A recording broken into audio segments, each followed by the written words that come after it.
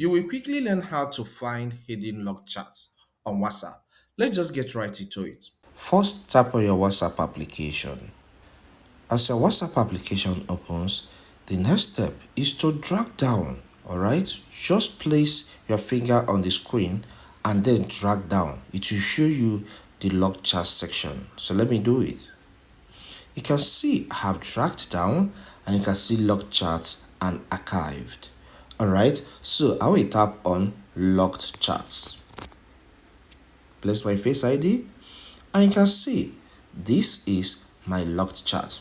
So if I want to unlock it, I will drag towards the left on the contact. Then I will tap on more. Then I will select unlock. Place my face ID and you can see no locked chats. So if I go back, I will see the chat again. So I'll tap on back. I can see that chat has appeared here.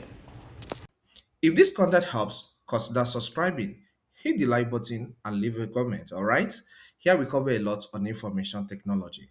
Thank you and see you some other time.